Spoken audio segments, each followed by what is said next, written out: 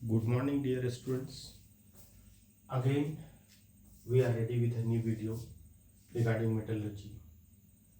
आज के वीडियो में हम स्ट्रेट फॉरवर्ड मेटलर्जी से रिलेटेड बात करेंगे। बहुत कम टाइम का वीडियो बनाना चाह रहे हैं ताकि आप आसानी से क्विक रिवीजन कर सके। स्टेप्स ऑफ मेटलर्जी आपको समझाया जा रहा है।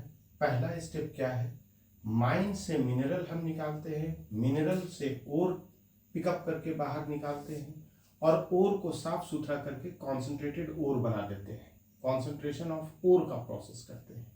तो इस तरह से हमारा पहला स्टेप यही होता है कि माइन से मिनरल निकालना, मिनरल से ओर निकालना और ओर को कॉन्सेंट्रेशन करना है, ओर को साफ सुथरा करना। कोई पूछे कॉन्सेंट्रेशन ऑफ ओर क्या है, तो उसे बोलना concentration of ore that is removal of gangue like earthen impurities which are removed by various methods depending upon nature of ore।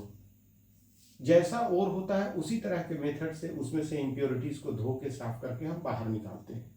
Hindi में भी बोल सकते हो, ओर से बालू मिट्टी आदि अलग करना कॉन्सेंट्रेशन ऑफ ओर कहलाता है। तो ये सिंपल सी बात है, इसको दिमाग में बिठा लेना है।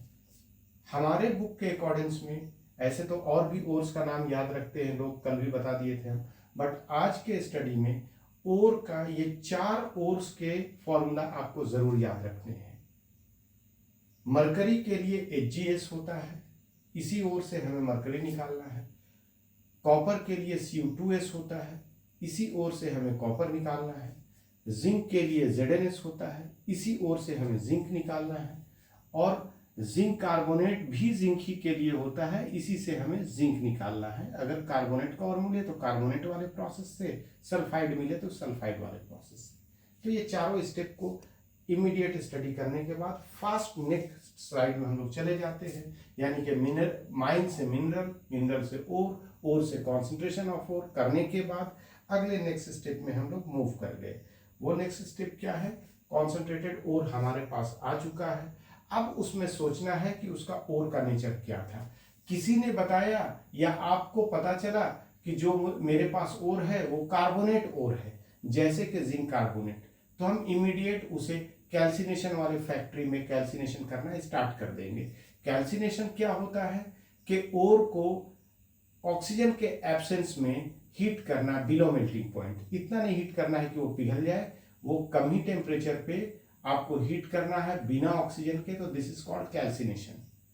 कैल्सिनेशन आप जैसे ही कर देंगे ओर का, तो मेटल ऑक्साइड बन के आपके पास आ जाएगा विदाउट मोल्टेन, पिघला हुआ नहीं होगा।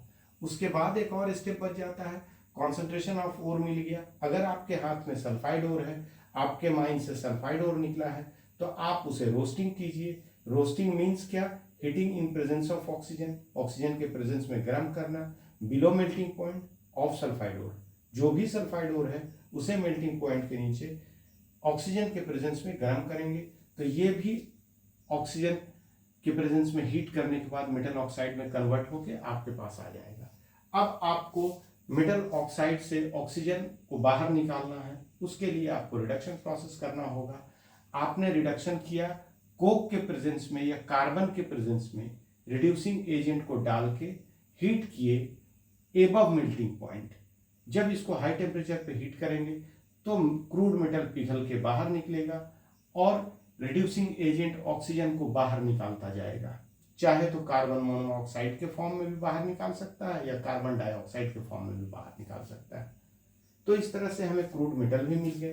क्रूड मेटल को आगे अगर मुझे सप्लाई करना है, यहाँ पर से भी बहुत सारे मेटल्स को यूज करते हैं लोग, लेकिन जिसको और भी प्योर मेटल चाहिए, 100% ऑलमोस्ट प्योर मेटल चाहिए, तो उसके लिए रिफाइनिंग किया जाता है। मेटल का refining mostly electro refining method से किया जाता है।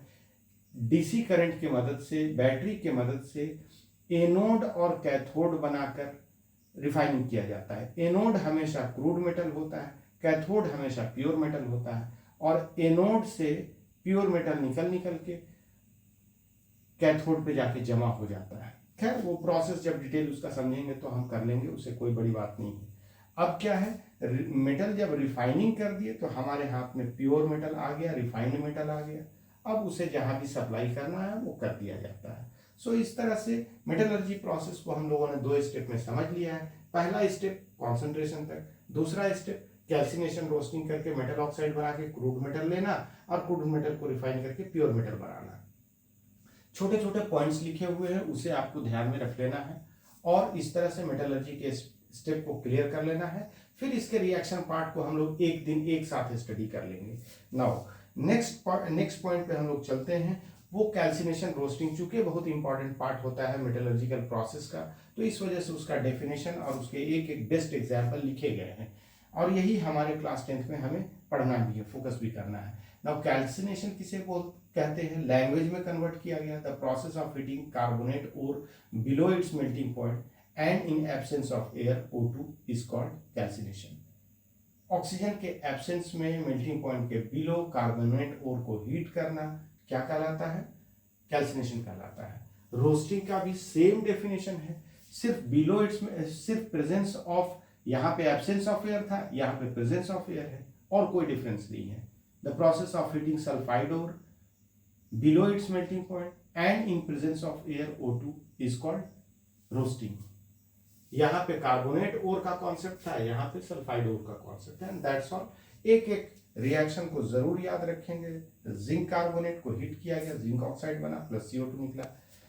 जिंक सल्फाइड को हीट ऑक्सीजन के प्रेजेंस में हीट किया गया तो जिंक ऑक्साइड निकला और SO2 गैस निकला। बैलेंसिंग के लिए 2-3-2-2 वाला फॉर्मूला याद रखेंगे, यानी कि रोस्टिंग ऑफ जिंक सल्फाइड में 2-3-2-2 वाले फॉर्मूले से बैलेंसिंग किया जाता है। इसको ट्रिक वाइज ध्यान रखा जाता है। और इस तरह से आज हम लोग का कैल्सिनेशन और रोस्टिंग पढ़ते हुए स्टेप सीखे हैं सिर्फ मेटलर्जी का। कल हम लोग मेटलर्जिकल रिएक्शन सीखेंगे, चाहे फिर से ये कैल्सिनेशन आएगा, फिर से रोस्टिंग आएगा, रिडक्शन का भी रिएक्शन सीखेंगे और लो रिएक्टिव मेटल्स जो भी होते हैं उसका मेटलर्जिकल प्रोसेस सीखेंगे। वो सिर्फ रोस्टिंग से ही काम हो जाता है। जैसे मरकरी निकालना हो तो सिर्फ रोस्टिंग करेंगे, कॉपर निकालना हो तो सिर्फ रोस्टिंग करेंगे, रिडक्शन और फर्दर प्रोसेस में जाने की जरूरत नहीं है। So in this way today's video is over. आज के लिए इतना।